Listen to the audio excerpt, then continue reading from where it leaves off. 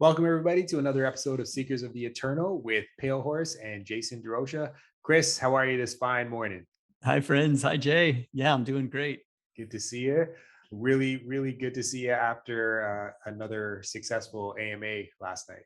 Yeah, that was fun. We had a full house. That was really cool. The new energy that's coming in. Yeah, it's been incredible. Like the last 48 hours, we literally, I think we 4x'd the community members in our Discord, and it's been it's been unreal, like the communication, the energy, the positivity, all of that, and it flowed right into the AMA last night. Yeah, it was really cool. I'd like to just give some shout outs to some of the people who have been helping us out. So Sure. the screen name AMP9666, he was a really integral in sharing with the community. We shared Massive. with several alpha groups that, yeah, like you said, expanded our community Yeah, by by hundreds of people. 3 times. Yeah. And then also Skyri and MJ Beth. They're from there are Filipino mods who are very excellent in assisting and closing tickets and Yeah. engaging with the new Seekers members who joined. And it's really cool because where they're at, the time zone, they're able to Yeah. answer people when we're asleep. So That's that's really right. cool. And they do it Yeah. without complaining, and just they're just right on it, and they're so professional and positive. So yeah, we're so Cool. fortunate. Yeah, it's nice that it's like this magnetism. We're Yeah, attracting good people, like-minded people who are tired of complaining and getting stuck in that sort of thing. So that's it's right. it's really nice. Also, our friend Tyson, screen name Mortamag, he's been really great addition to our team. He was Phenomenal. really like we noted him as the most positive member and enthusiastic Yeah. joining the Discord there. And so from the start, he's been helping to grow the community and he was providing a lot of assistance with when everybody was joining really quickly to Yeah. help with the allow lists and the new members that were joining. So thanks for your help there, Tyson. 100%. Tyson's my brother from another mother.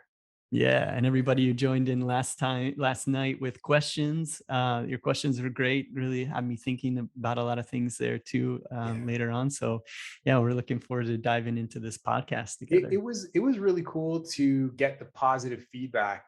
Chris and I were just talking before we started today, and one of the things that I guess you hear this a lot from any creative process, the at the outset, there's a lot of work to build a foundation. You got to get the right team together. You have to make sure the ethos is correct, and then you have to put all the parts together and build something. And then you have to hope that it's something that people want to come and visit.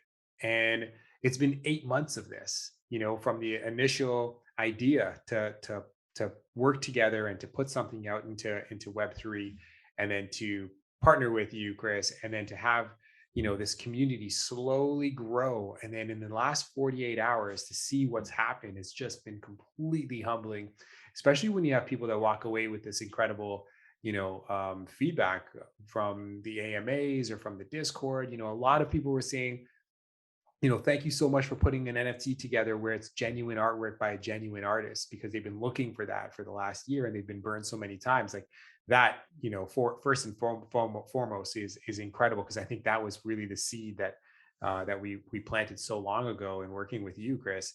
And then just to hear like the positive feedback that they have about their interactions with people in the Discord, and the vibe that we're giving off, and what we're trying to build here in terms of helping people reach their highest potential and just feel like they're part of a great community. So all of that was just so reaffirming for all the work and effort that we've put in so far. And we're so grateful to be Mhm. working with somebody like you, Chris.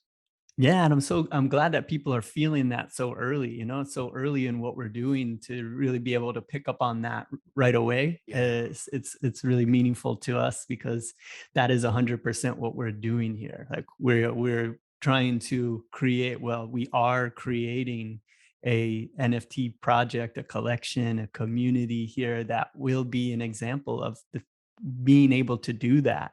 Yeah. These kind of future opportunities for how to make a living here on planet Earth.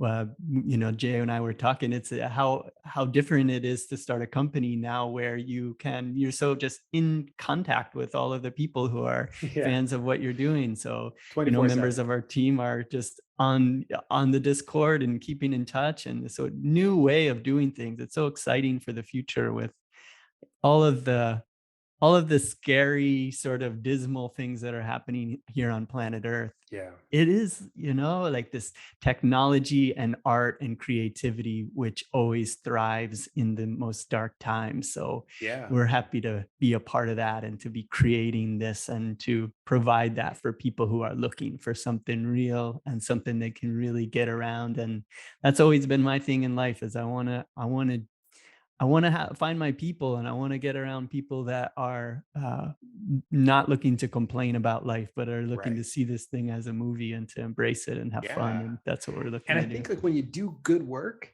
like genuinely good work that hopefully makes this world a better place or makes life easier for people, people come right out of the pavement, like they want to be a part of it, and they put their heart and soul and they make it better.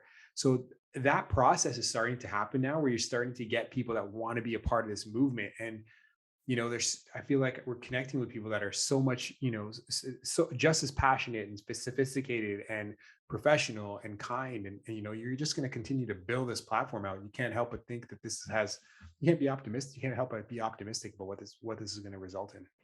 I've always been so impressed too by all of these years of the people who tune into the work that I'm making and buying shirts from me and been part of this seekers meditation group. Yeah. I've always been just such high caliber humans that have always been so kind and patient. Well, you got Me to as be to a wear a high caliber shirt like that. I remember when we were wearing those at VCon, everyone was like, "Where'd you get that shirt? Or what is that?" And yeah, yeah, it Yeah, you're draws a on lot of attention. blast. Yeah, you're on Yeah, blast when you're wearing that. It's like yeah, you're like, who is this? And so that's you really right. have to sort of carry the ethos with you, like if That's I'm right. wearing these beads or I'm wearing these shirts, like it means, or if I'm saying these things or I'm guiding people in meditations, I have to do what I'm Yeah, saying that I am, and I'm practicing what I'm preaching. And by joining a community like this, it gives us that ability to really like, all right, I really want to go after my highest potential. I really want to become the person that has respect and yeah, is doing the thing that they say they're doing. So this gives us a chance to all do that together and that's give each right. other the permission to do that. Yeah, and speaking of, like, just another shout out, like on chain right here, on chain monkey. We got Mm. so many people from the on chain community in Seekers of the Eternal. I feel like that even when I wear this shirt. We're obviously we're holders of OCM, and their entire community has been completely supportive of this venture for us. And from Rosen, Dichotomy, Amanda Terry, like the whole entire team at On Chain has given us a blueprint to the kind of community and project that we want to build through Seekers of the Eternal. So, I have the same duty to uphold the same values at Onchain as I do for Seekers of the Eternal, and that's why we represent other communities at the same time, Yeah, I representing love that. ourselves. It's like, these symbols, they can mean something to us and mean something to the wearer. Like you Yeah, put it on and you just have to become like, it's like if you're part of a jujitsu gym or a kung fu gym or something and you're that's right. wearing that, you have to uphold the discipline of all of that and who you are. So I think Yeah, that's what's really neat about this is like thinking about like, we're a company now and we have a symbol. And when you wear that symbol, you're showing other people that this is what you're about. And when you buy an NFT, you're saying like, this is something that I vote for. I think yes. that this should exist on planet Earth. So everything that we're consuming and a part of, let's like really dial it in and make sure it's stuff that we really think should exist and is doing good things and is making us feel better and grow and become better. Yeah, and it applies to every aspect of your life if you think about it. Like, me as a father, just having kids, it forces you to try to be the best version of yourself, because now you represent your children.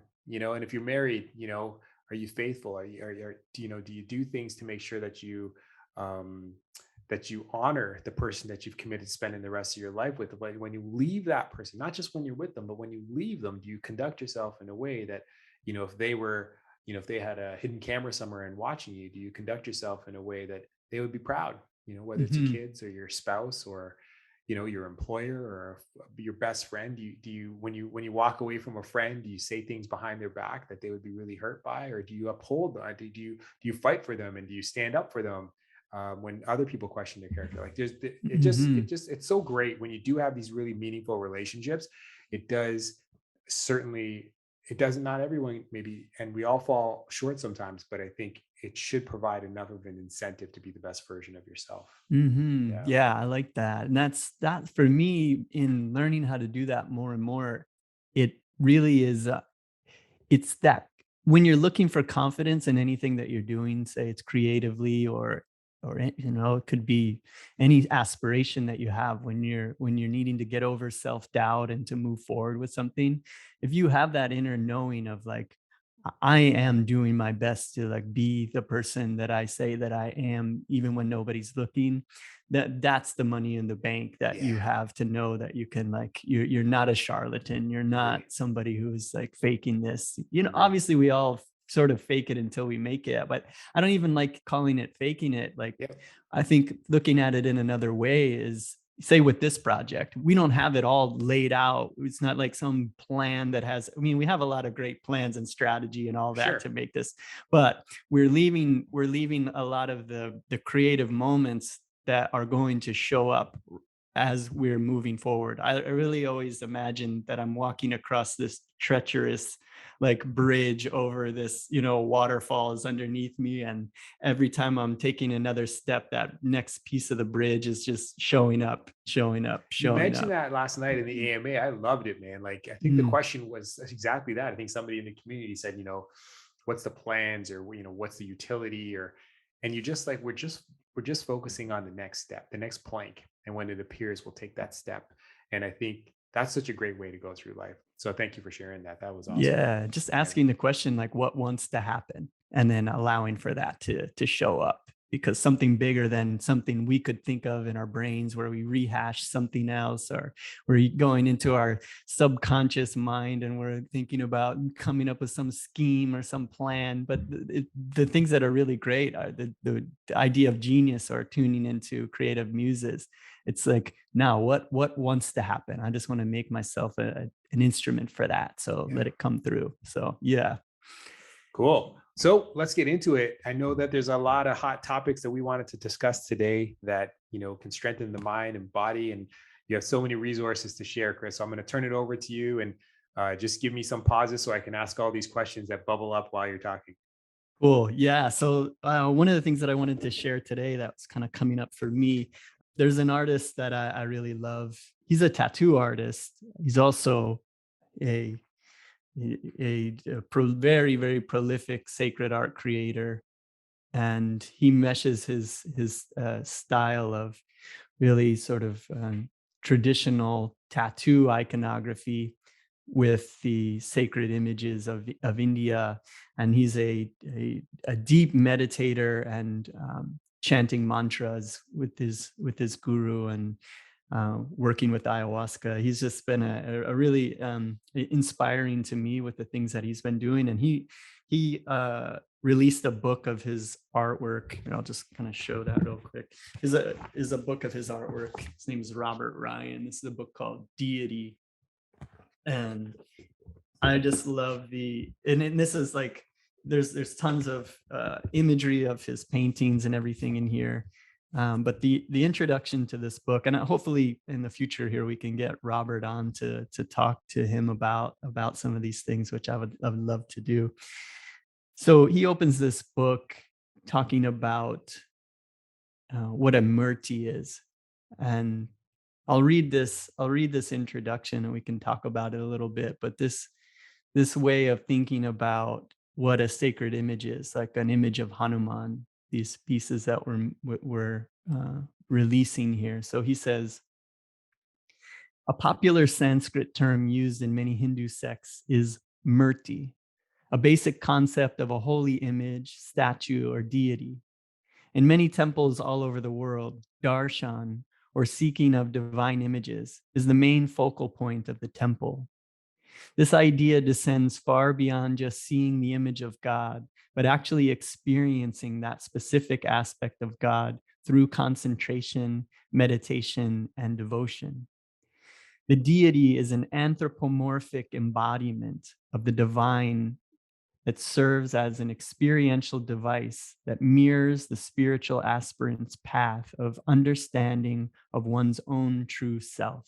In reading this, it's just like and it takes a little while to sort of wrap your mind around what the power of these images really can be for you and what you're tuning into that spans who knows how many, thousands of years, or perhaps even far beyond thousands of years. It's tuning into this primal force that exists and these great seers that tune into these things and create images that could be just part of our, seem to be part of the forces of nature, or the that are coming from the source of all creation and are being translated into images and into stories for us. So this idea of an image that you would see in a temple is called a Murti. It's a holy image, and these images, people go into these temples, and I use these images in my meditations and in temples to uh, to allow these forces of nature to become a way for us to interact with them, if that makes sense. So it's like I like to think of it, it was coming to me recently, of it being like a technology. So our human minds, we want to interact with the forces of nature. We want to say, we can use a Star Wars example. If you want to be like a Jedi, you want to know how to move in harmony with nature. A Jedi, because he is following the light side of the Force, is in balance with the Force. And so the things that the Jedi aims out to do, he's able to do that because he's in harmony with nature and harmony with the Force. If you're part of the dark side of the Force, you can find a lot of power in that, and you can do that. But when you're in that harmony with the Force, you are doing God's will. You're in harmony with what wants to happen. So as you're tuning into the Force, you're able to move through life with a lot of safety and courage, and the things that doors will open for you, and you'll be able to do these kind of things. So Right. these images allow us to create a relationship with the natural world, as well as the primal force beyond the natural world. So it gives us a form, it gives us a name, and it gives us a story and an example. And so the more that we tune into, that's why you see people in India praying and kneeling, bowing before this. India doesn't really, I think there's a misunderstanding that Hindus believe in many gods, or that there are many gods that exist. But really there really is only just one primal force of all creation, and it has many aspects, and those many aspects are symbolized by these images of gods and these stories of God. So God is just something that exists forever. It's Right. timeless, Right. eternal. Um, God of war. War seems to always be around, at least arguing or things like that. These things, or any of these gods, God of love, God of peace, God of courage, all of the God of death, where death is always around. So it allows us to have a relationship with these aspects of nature, and to really like have a harmonious relationship, and to be able to become at peace with what is. So I thought this was kind of a really interesting way, a really nice way to expand on that idea. um, in this next paragraph, he says, many of the images that have been worshipped for thousands upon thousands of years were direct revelations from the rishis.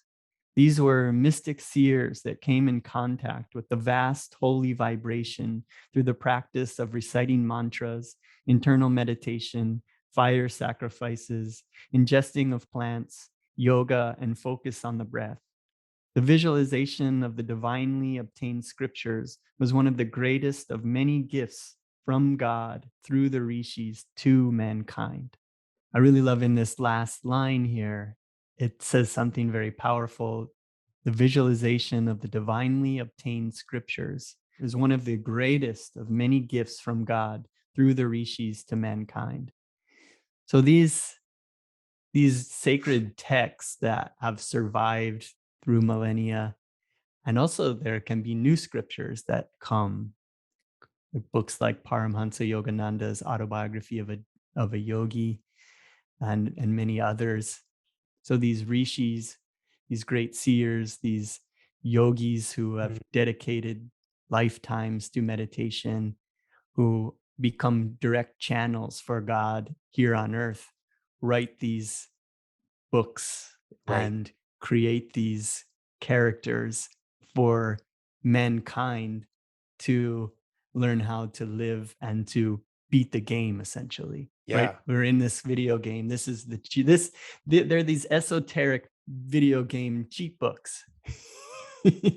So if I really love thinking about, say, it's like us seekers of eternal of the eternal, like as a group, we can make these different missions. Like we're looking at life as a video game. We can call it a video, whatever, like whatever resonates best with the group. We can call it a video game, say Yep. virtual reality video game, and that we are looking to beat the game, which is enlightenment, which is to transcend the limitations and the identification with the physical body and the mind and senses. So we're limited by the thinking that we're this body, Yeah. but in fact, this body is an avatar. We're getting very more confident in understanding that idea of what an avatar is, how a consciousness can be connected to an avatar, moving around in this space, interacting with things.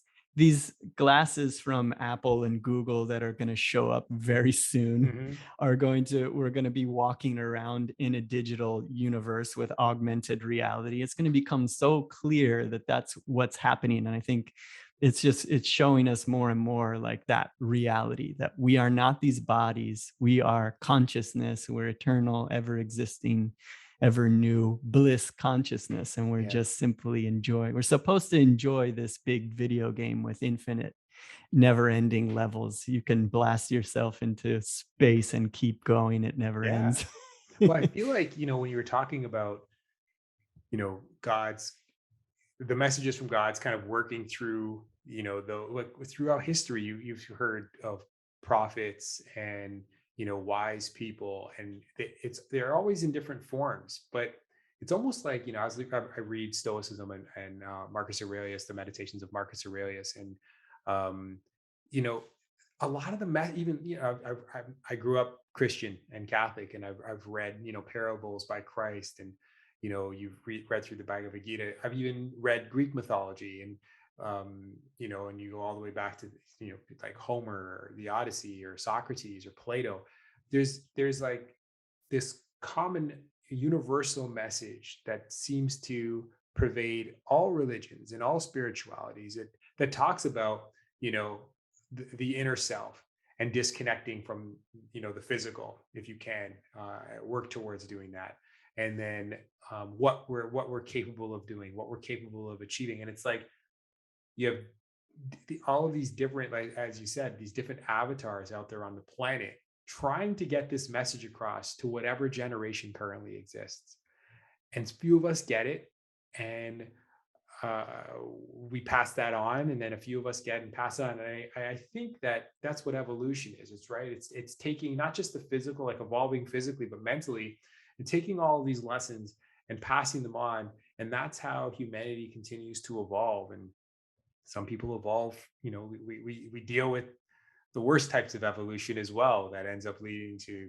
whatever climate And change or the way that a lot extinction. of the sages talk about that specifically is that if there's something in your life that you are no longer interested in going after to bring you happiness, say those who are looking to find happiness through unlimited sex all the time, or through we were just talking about these people who create bots and go around trying to mint all these NFTs or try to cheat the game or trying to, or trying to rob people or con people, but everybody's trying to find happiness. And Yes. they say that if in our lives we're not interested in those things, it's because we've already lived a lifetime where we've done that. Wow. That's cool. And we That's really cool. realized that it didn't work.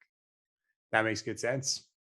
Yeah. So Yeah, that even makes just really having good sympathy sense. for people who are doing that, you'll be like, oh, Yeah, you'll figure it out. That doesn't work. And maybe they figured out some things that that you haven't figured out yet. that's But such a we're all cool just going through perspective. it. See, that's exactly what I'm talking about. Like you that's like, to me, that's that evolution mentally. And if it is that where you've experienced that in the previous life and you've been there and you've done it a little bit again, and then you just realize that's not for me anymore. There's something bigger out there. That's pretty amazing. That's pretty Mhm. awesome. But I think you're right. It should also allow you to become more understanding of those who maybe haven't had that experience and Mhm. they're experiencing Yeah, it for and the just first knowing time. that you can know a little bit more how to plant seeds that might help. Yeah, yeah. Yeah. But I do love like the universality of these lessons and these experiences. And so I think, I think about the listeners to this podcast.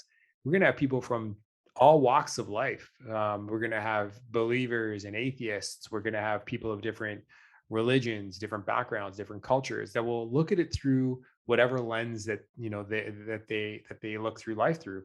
But the one thing I hope that everyone gets is that there are some of universalities of these messages that you can take with you that can apply in any space that you encounter in life. And so I Yeah. hope that anyone that is listening to this 100%. listens to this with a very open mind. Right. That and there's a misconception about even what Hinduism is. That's not even a word that was really used in India. That was like it was something outside imposed on India. This idea of Hinduism. Hmm. It's actually known as Sanatan Dharma, which is It's a universal. It's a universal religion. There's no like creator of Hinduism. Hmm. There's not one way to follow it. That's why there's so many different gods Right. and different ways to. Each one of them is a way that you can work and associate with God. So it's completely universal, and it really has nothing to do with any sort of dogma like we think about in the West. And even of course everywhere 50-50, as Yogananda says, in there's misunderstanding in India about these things, and sometimes you get too wrapped up in rituals and in images of deities and in the mechanical things, Yeah. just like we do in the West. You get too caught up in reading the Bible and saying this is what it means, and you get caught up in that part of it, and you forget that it's just for you, for Yeah. your own inner experience. Yeah. And like we talked about in the other podcasts, uplift yourself, uplift the world. The little tweak to this whole thing, this whole game that we're playing, there really is only you right Right. now. Yeah. Whatever that is, whatever religion is, it doesn't have to be definitive of the experience. It could just be the window to the lesson.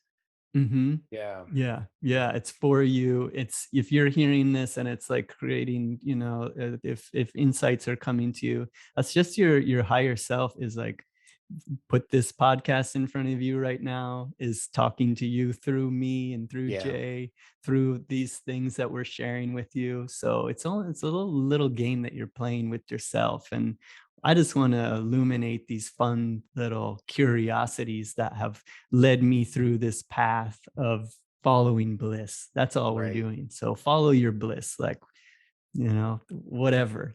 Follow your bliss. Don't hurt anybody in the process, Yeah. and see what happens. The next one I wanted to share, this is Please. Yeah. from a cool book. This is a book of a collection of work by a painter in India named Indra Sharma, who has created some of the most iconic images of deities that so many others have copied, and has just proliferated the world with these images. And really, that's in India.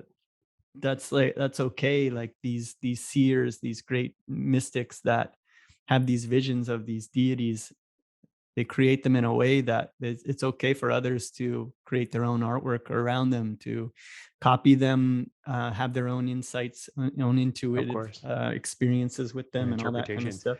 Is the artist still around today? Indra Sharma, there's, let's see, I believe he's still living today when this book was last published. I have to look that one up. Okay.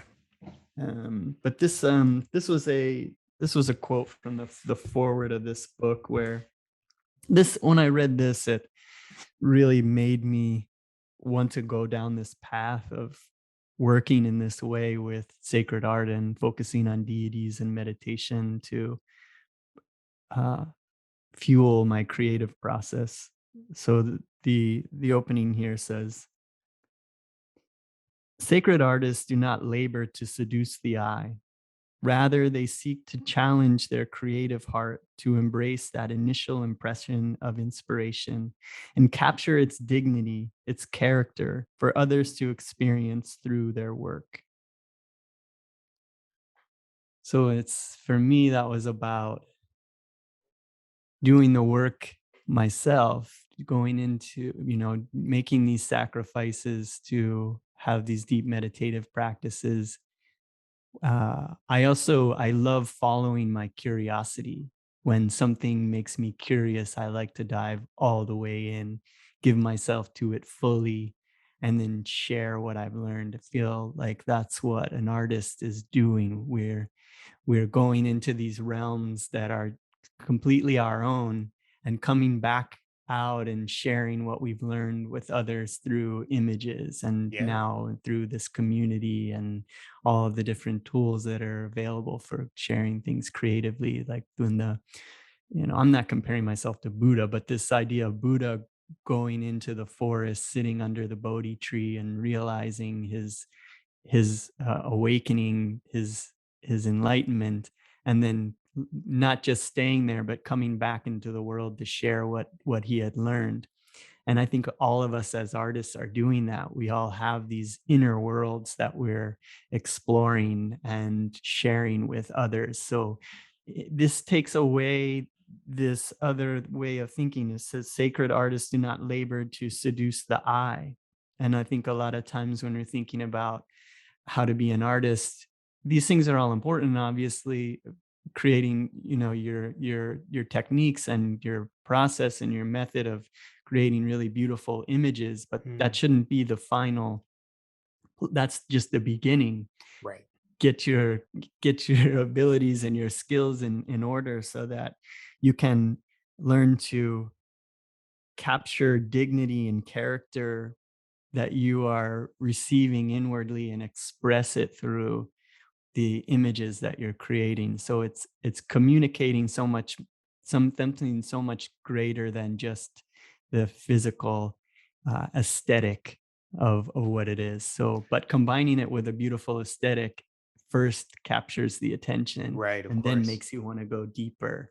So I have a question for you as an artist. You said that when something makes you curious, you want to go as deep as you possibly can go and really flush it out and then share your experience. So what if it's in a taboo space? Like has the curiosity ever taken you into a space where, it's either not not generally talked about, or if it's if or if that topic was, something that people found, um there's a negativity associated with it, but you were still curious to find out for yourself, the depths of what it is. Would you still allow that curiosity to take you there?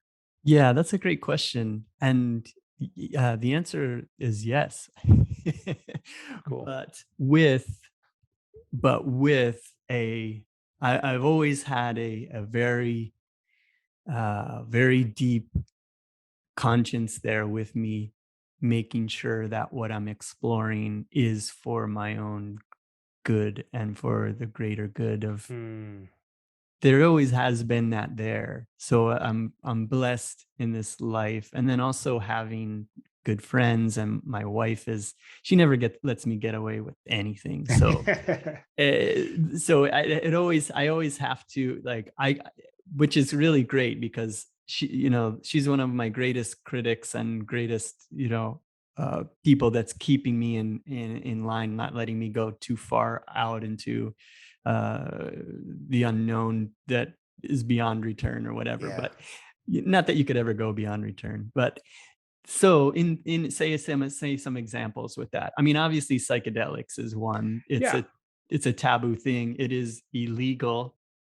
There are so many negative stories around it. There are so many things that would tell you to be very, very careful, and it is a very taboo thing to dive into. And Yeah. I very much agree. Like, you should really understand the power of these things that you're dabbling with. So that was my first sort of foray into those unknown taboo worlds, Right. but I realized those were teachers. They were teaching me. They were giving me experiences to help me learn and grow. And like, I share a lot this quote by Joseph Campbell. In This has been a very, when I heard it, I just started repeating it in my head over and over so I would never forget it.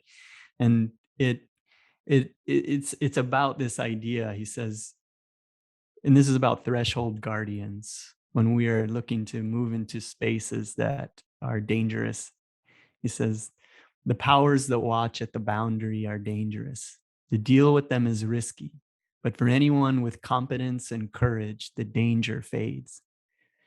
And that, I mean, it Mm, just gives me goosebumps, like yeah. thinking about that, is because that's what, if we're if we're moving into these spaces with hubris and carelessness, then we'll be destroyed by those guardians that watch at the boundary because we're not ready. You see that happen with so many people. Say a big example like Fire Festival. I'm Mm, sure if a lot of people have seen that documentary. If you haven't, check it yeah. out. Yeah. That's about like saying, "Fuck the threshold guardians. We're just gonna move through this with hubris, and we don't care who we hurt or whatever. We're gonna do this anyway because like we're gods." And you end up hurting a lot of people and Yeah. creating a lot of really destructive things.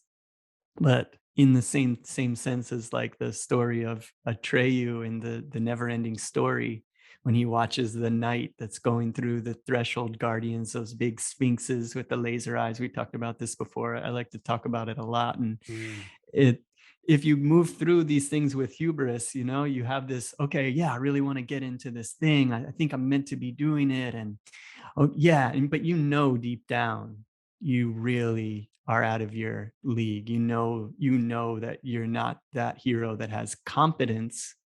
You're not competent, yeah.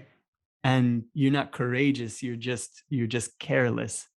So when you move into those spaces like that, you're destroyed. Right. Maybe not immediately, but eventually. You can True. carry yourself with a lot of hubris, but eventually you're going to be destroyed. So another example of one of those kind of things is, I became really interested in chaos magic. I was hearing What's chaos about magic? Yeah, I was hearing about different artists who were using chaos magic in their work to invoke deities and invoke gods, and then use them in their work. And this is chaos magic. I really just sort of dipped my toe into this world. There's a really great teacher named Jason Louv. He's got a website called magic.me, magic spelled with a K, not CK. Okay. Um, and he teaches young magicians how to work with different magical and alchemical and different things like this in order to explore these sort of taboo magical territories in a way that has a lot of ethos behind it, and a lot of making sure that you're careful and doing things in a way Mm, that's useful for you and helpful. He's really great. He's got a podcast too. It's really cool to tune into. So he kind of opened that door for me, and I was looking into, he's got all these different classes you can sign up and take. And so I signed up for the chaos magic course, which sounded really interesting. And as I was doing that, it was like, I know I can't tell anybody that I know that I'm doing this. This I would be looked at as a crazy person. Nobody So what nobody is in it my world. specifically though? Are you is it because when you said that, my mind first went to like a seance, like you're almost calling in some type of dark spirit to help inform whatever that process is, but I could be completely wrong. Yeah, and because I've only dabbled in this like slightly, I don't want to give too much because if you just start listening to what I'm saying and go for it, like that's not enough training. Yes.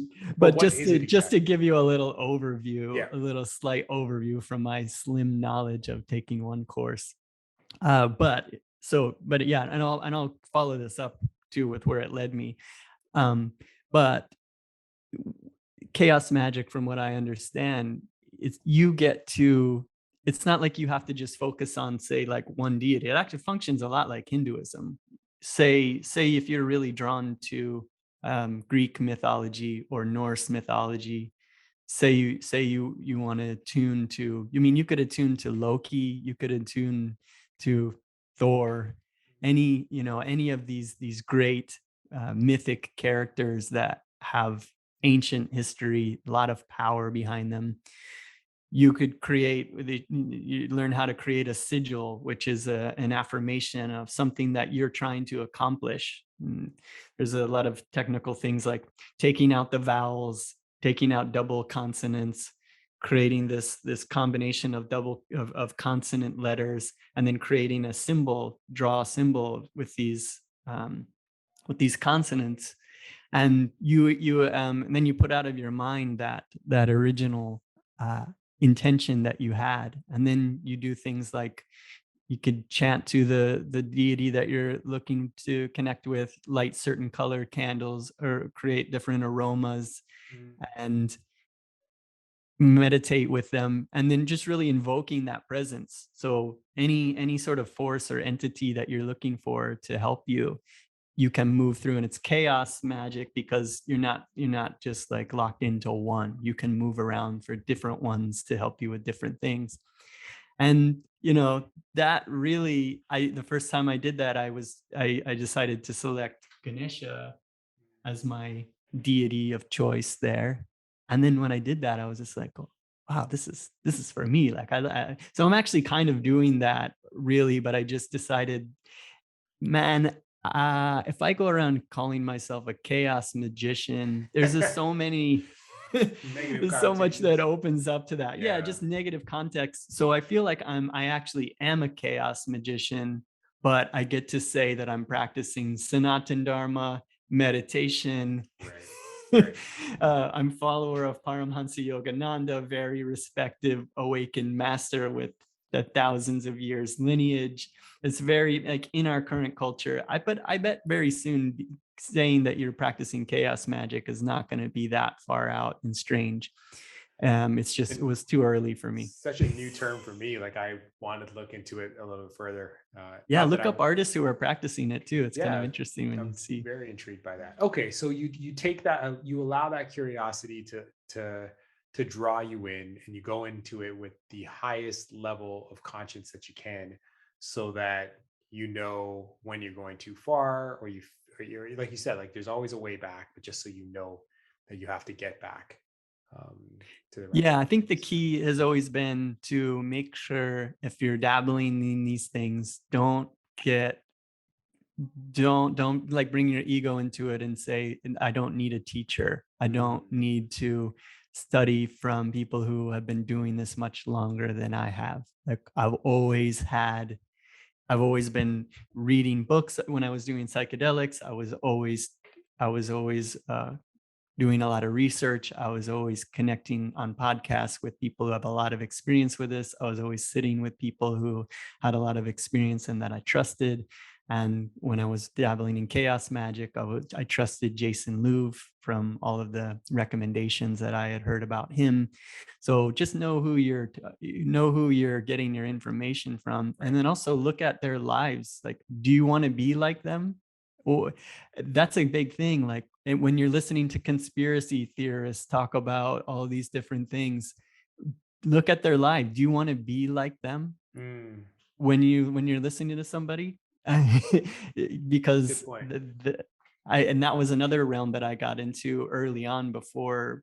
before a lot of this was going into the deepest, darkest realms of just wanting to see what was making this world the way that it is, and looking for villains and looking for who to blame and Right. looking for who to overthrow and all of that. And I just realized that all the people that I was filling my mind with and was listening to, they were so angry and so the things that they were doing weren't making, these things that I was studying weren't making me feel good. They weren't making me have good conversations with people. They Right. were creating more separation between me and my friends. And so I just luckily I had the good conscience to know that that wasn't helping me and I Yeah. needed to stop. So I got Yeah. out of that.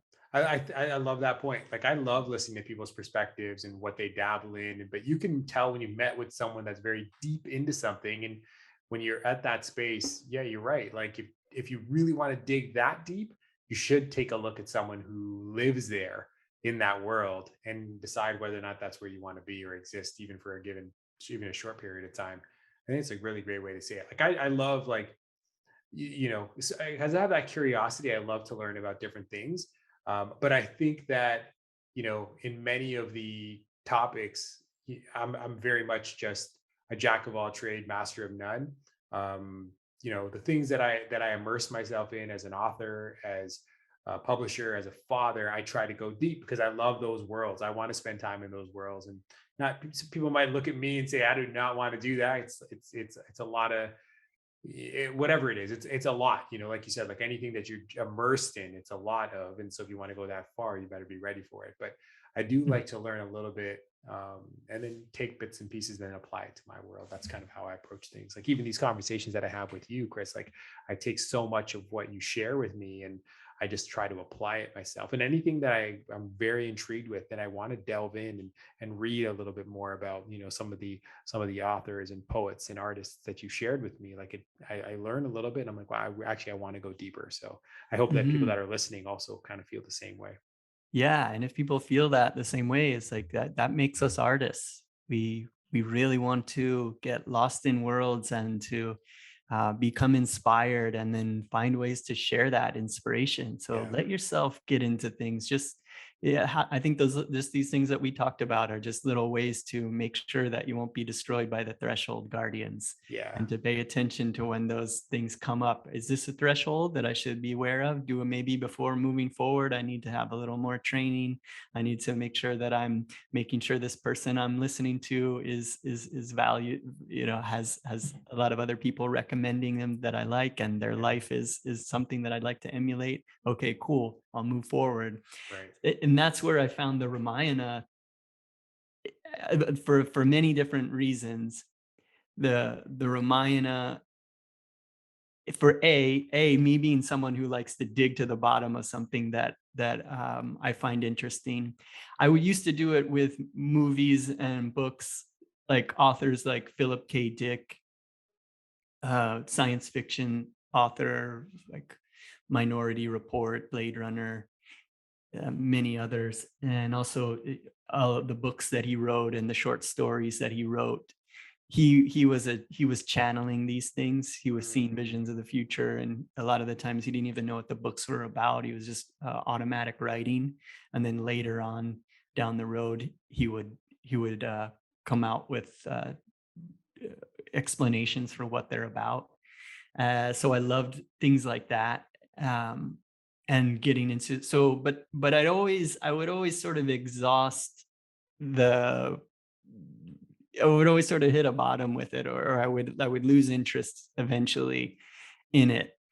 It would be, or any sort of pop culture thing that I would get into.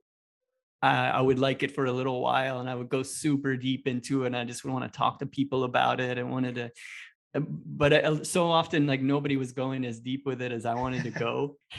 Yeah. I wanted to relate it to the forces of nature, of reality as a whole, and like how can it like actually like teach me like the things that I'm learning with the Ramayana with these deities. So I just kept exhausting things. Like even I got into lucha libre for years, and I was making artwork and doing shows with luchadors.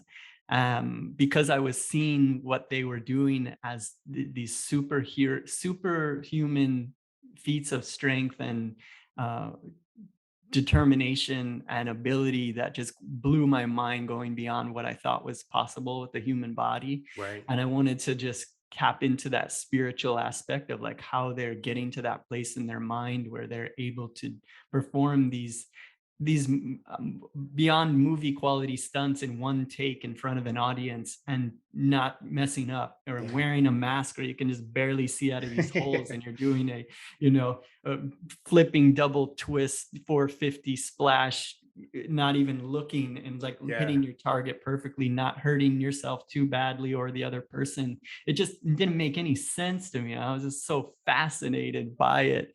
And I just was like, all right, yeah, this is it, this is it, I love this, this is amazing, this is secrets of the universe are contained within these luchadors. And I was flying in Might be. luchadors from Mexico to come like be at my shows, and we're just getting into the minds of these guys, Wow. and going to Wow. Mexico City and talking to them about it, and got to go to the pyramids with one of the most famous luchadors and eat at, Wow. at their houses and visit their, and just like, I don't even speak Spanish, but somehow we were communicating these ideas together with each other. And I could really sense there was such a spiritual connection with what they were doing that goes so far beyond what people think of as wrestling. And so that drew me in, and I was just heavy, heavy, heavy into that. My friend and I were writing stories. Luchadors are still wrestling with the characters that we created. And just eventually I just lost interest, like, okay, now what, it just sort of, I just would lose interest. But this story of the Ramayana, it's, I've never lost interest in it. I've Mm, wanted, always want to keep going deeper and deeper. I feel like there's no bottom to it. right.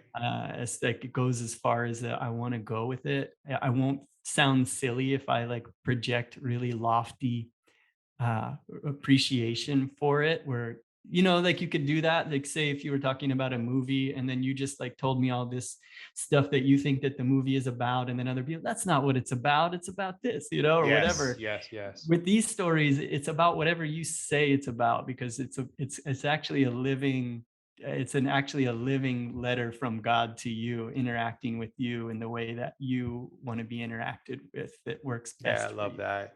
You Yeah. said something that reminded me of like Forrest Gump. When I don't know if you when the last time you watched that movie, but there's a moment at the end of the movie. Well, he goes as deep as you can go into any given field. Whether it was war or the bubble gum factory or whatever it was. But I just remember it was like he was running and he kept running across the United States, and he'd get to the end of one place and then he would go and he'd run another way. And they're like, oh my goodness, he's doing something. I wonder what he's doing this for. What are you raising money for? And then at the end, he's just like, okay, I'm done. I'm tired. I want to go home now. And everybody's like, what? We just Yeah. followed you. And he's like, well, I'm going home. I'm done. That's kind of what I felt like when you were telling me at the end of the Yeah, Lucha that's it. Libres. Yeah. Follow your bliss. That's right. Yeah. You know what? The other thing I was going to mention was Wyclef Jean. I did send him the illustrations that you had painted of the Lucha Libre, and he was very impressed with it. And he's in the process of finishing his second album, but he asked me to follow up. And his grandmother was completely obsessed with Lucha Libre, and she would just tell everyone just had to be quiet when she was watching her Lucha Libre, and she took it to the highest. I think she had like Wyclef said that she would fight people if they said that it was fake or not real. She would physically actually put these people in a headlock and put them on the ground. So I suggested to Wyclef that he use as a tribute to his grandmother to use some of your artwork for his next album. And I told him let's That circle would be back to that amazing. conversation. So I'm going to Yeah, set that cool. that meeting up with you and Wyclef. Yeah, Awesome. yeah. Yeah, that would be super fun. Yeah, it's cool to see like this, where those things go. Yeah, just like Forrest Gump. I'm just running. I'm just following this thing. I don't really always know why, but I know that I'm supposed to be doing it in the moment or whatever. Yeah. And but it's so nice now with this, like all of those things have led me to here, to be able to create a community based around, because I've explored so many things, always been casting, same like you were talking about, like I've been a jack of all trades. I've always kept it within art, making visual Mm, art, like the same way that you've kept in it with make it with writing. Yeah. It's exploring all of these different possibilities, looking under every stone. And then I feel like I've found it now. Like this has led me to my, I'm a disciple of Paramhansa Yogananda, which is a discovery of the uh, character in my own story that will lead me to enlightenment, will lead me Mm. to fully becoming awakened, maybe not in this life, but I'm aiming at it as hard as I can. And I just know that I'm on that path now, so it will happen. So that's in it, and I can and have patience, and I'm just going to be determined, and I'm going to follow the steps of the great masters. So that's another thing that I want to shine a light on with this project, is the fact that there are fully awakened masters Yeah. roaming this earth, and that have roamed this earth in the not too uh, that have not been that long ago, that were Right. here and have actually shaped and shifted created the world that we're experiencing now. This story, I've talked about it before, of Hanuman is, like we were talking about avatars here in this video game. Hanuman is known as the god Shiva. Shiva is the force of there's three gods in the creation trinity in Hinduism, in Sanatana Dharma. It's the god of creation, god of destruction, and the god of preservation. And that's just that is like the three aspects of God as a whole, In a that nutshell, just yeah. keep this whole thing going for Yes. eternity. Yes. So it's very simple, actually, when you think about it. I'm making it sound complicated, but for new things to be created, the old things need to be destroyed. And if it's going to keep going on and on, whenever there's a disturbance in the force, an avatar needs to come to Earth, rebalance, and fix you know, rebalance the force so that it will continue on and it won't be completely destroyed, and that the game gets to continue on and on, so that all of Yes. us souls eventually can all realize our true self at the end of the game. So play this game as long as you like, dabble in as many things as you like, go into everything and anything, because you're just going to figure out that all those things don't work, and then eventually you're going to realize that the true happiness lies inside of you. And I wanted to, like, I wanted to sort of end our podcast here with these are some words from awakened master Paramhansa Yogananda, that actually lived in California from the 1920s till he consciously left his body in 1952. And these awakened masters, it's helpful for you to know that people like this exist. We Mm. see a lot of these movies and documentaries that highlight the charlatans and fakes. I think is because, I mean, those get more clicks, like those get more headlines, and people want to talk about stuff like that. It's like more juicy and so much easier to like. And then maybe on another level, it's like trying to make us not recognize that there are people like this that are have learned how to beat the game and are Yeah. teaching us how to beat the game, and they want to just keep selling us gas cars and things that we don't need, so they Right. keep telling us that these aren't real. So these are some words from Paramhansa Yogananda that I love, that are kind of on this subject. He says, pure love, sacred joy, poetic imagination, kindness, wisdom, peace, and happiness are felt inside first in the mind or the heart, and then are transmitted to the nervous system, to the physical body. Understand and feel the superior joys of the inner life, and you will prefer them to the fleeting pleasures of the outer world. All physical pleasures arise on the surface of the body and are experienced by the mind through the nervous system. You love the outer pleasures of the senses because you happen to be captured by them first, and then you remain their prisoner. Even as some people get used to jail, so we mortals, like the outward pleasures which shut off the joys from within. For the most part, the senses promise us little temporary happiness, but give us sorrow in the end. Virtue and inner happiness do not promise much, but in the end, always give lasting happiness. That's why I call the lasting inner happiness of the soul joy, and the impermanent sense thrills pleasure. Mm, Om. Yeah, we just beautiful. get caught up in those. It's like that idea of it, feeling it inwardly is so much greater than feeling it outwardly through the senses. Yeah, there was a moment when you were saying, it actually says it. It's like with the senses, it it almost like sabotages you a little bit because you become so dependent on them Mhm. that you forget that you can find all of this within, and it's immortal, it's sustaining. You don't need to continuously, like with your senses, you have to keep feeding them. You have to keep feeding them, and you become more dependent on it. And while you were saying it, I always relate things back to being a parent. I'm taking my children to a really special place next week, and liken it to Disney World. And part of the enjoyment, it's from now until then, is to see them get their eyes will light up, and the smiles and the laughter and all of these things. And as a parent, you want your child to be happy and safe and comfortable, and enjoy the moment.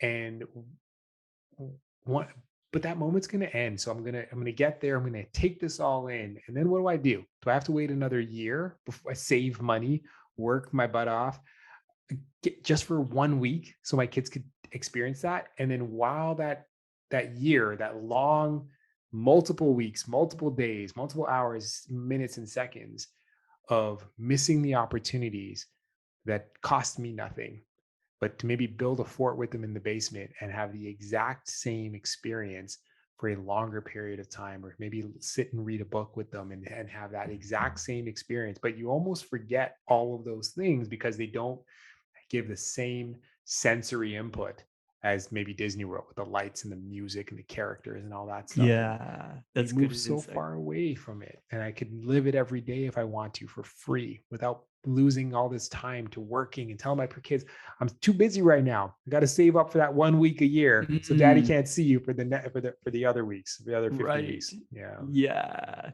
that's Yeah, big. that's really great. It's great to realize that. And then just to piggyback on that to end this, also too, we don't need to, I think it was a saint or somebody had said this, I thought was really great. It's like maybe Swami Kriyananda, he said, it's not like we throw rocks at rainbows.